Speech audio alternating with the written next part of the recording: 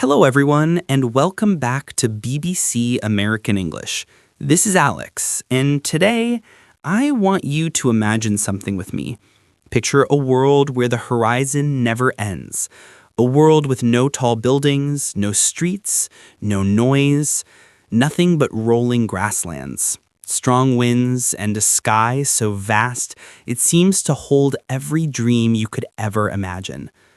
This is the Mongolian steppe, the birthplace of one of history's most influential leaders, Genghis Khan. But before he became the great conqueror the world remembers, he was just a boy named Temujin, born into a world where survival itself was an achievement. Life on the steppe was harsh, unforgiving, brutal. In English, we call this a harsh environment, and it shaped people into some of the toughest human beings on Earth. Families lived in round felt homes called gurs, moving with their herds from pasture to pasture. A horse was not a pet, not a toy. It was freedom, transportation, and sometimes the only way to survive. The steppe could make you or break you. And it was in this world that Temujin took his first breath. He had no idea that one day he would unite tribes that had spent centuries fighting each other. No idea he would build an empire larger than anyone before him. No idea he would change the course of world history. And this is where our journey begins. Part 2. Hardship, the fire that forged a leader. To understand Genghis Khan, we must start with the trials that shaped him. Temujin was born into a noble family, but life quickly turned harsh. When he was still a young boy, his father, Yasuge, was poisoned by a rival tribe. After his father's death, the entire clan abandoned Temujin, his mother, and his siblings. Suddenly, they went from respected to rejected, from protected to alone, from noble to starving. This wasn't just poverty, this was survival. Temujin learned to hunt small animals, gather wild roots, and fish in icy rivers.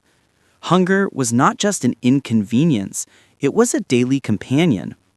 In English, when society is completely unstable, we call it political chaos.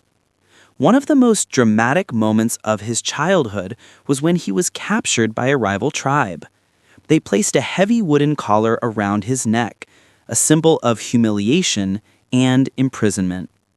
But Temujin refused to break. One night, under the cover of darkness, he escaped with the help of a man who took pity on him. That escape wasn't just the end of his captivity, it was the beginning of his destiny. He learned something powerful. Loyalty can save you. Betrayal can destroy you. In a world full of betrayal, Temujin decided he would lead differently. Part 3. Rising from nothing, building a new kind of leadership. Now we enter the most fascinating phase of Temujin's life, the rise of a leader who would change everything. Most leaders in the steppe were chosen because of bloodline. If you were born into the right family, you could rule. If not, you had no chance. But Temujin broke this rule. He started gathering followers not because of their tribe, not because of their family, but because of their merit, their skills, courage, and loyalty. This was revolutionary. Imagine a world where you could rise from being a slave to becoming a general, where your past didn't define your future, where your ability mattered more than your family name. That's exactly what Temujin created. He rewarded loyalty, punished betrayal, encouraged talent, and demanded discipline. People followed him not just out of fear, but because they believed he was different. As his following grew, he fought battles, built alliances, and united tribes that had been enemies for generations. Then, in 1206, leaders from across the steppe gathered for a great council called the Kurultai. There, Temujin was proclaimed Genghis Khan, universal ruler. The boy who had been abandoned in the wilderness was now the leader of a nation. Part 4. Conquest. How the Mongols redefined warfare. Now let's talk about the part of the story that made the Mongols legendary, their military genius. Most people think the Mongols won simply because they were violent or brutal. But the truth is far more fascinating. They were innovators, strategists, and masters of adaptation. Let's break down the secrets of their success. 1. Mobility, the power of speed. Every Mongol warrior had multiple horses. When one horse tired, they switched to another. This allowed them to travel unbelievable distances, sometimes 250 kilometers in a single day. 2. Communication system, the Yam. A network of relay stations where riders could rest, get fresh horses, and carry messages across the empire. It was like the internet of the 13th century. 3. Adaptation, learning from everyone. The Mongols didn't think they knew everything. If they encountered a new weapon, technique, or technology, they learned it, fast. From Chinese siege engineers to Persian administrators, the Mongols absorbed the best knowledge of every culture. 4. Psychological warfare, winning before the battle. The Mongols understood fear. Rumors of their speed and power spread long before they arrived. Many cities surrendered without a fight because they believed resistance was hopeless. Genghis Khan was more than a conqueror. He was an architect of strategy. His battles weren't fought with arrows and swords alone. They were fought with information, discipline, planning, and innovation. Part 5. Legacy. What Genghis Khan left behind.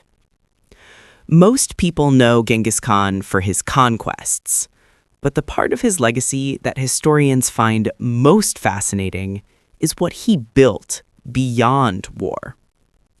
Genghis Khan created religious freedom across his empire, a safer Silk Road allowing trade to flourish, laws protecting women and children, a standardized tax system, a powerful international communication network, diplomatic immunity for ambassadors, a global exchange of ideas, inventions, and cultures.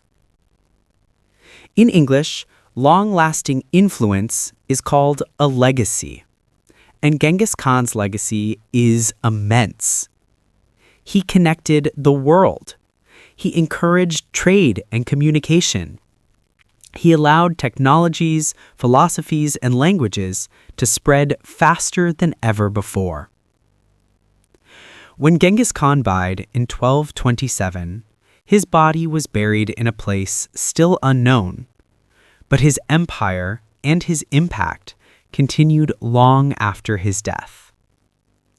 Some leaders shape a country. Some shape a generation. Very few shape the entire world. And Genghis Khan was one of them. Tepiao, Alex. Closing message. Thank you for joining me on this 5-part journey through the life of Genghis Khan. I hope your historical knowledge has grown. I hope your English vocabulary has grown. And I hope this story kept you engaged from start to finish. If you enjoyed these long-form story episodes, make sure to follow BBC American English for more. This is Alex, and I'll see you in the next episode. Until then, keep learning, keep exploring, and keep your curiosity alive.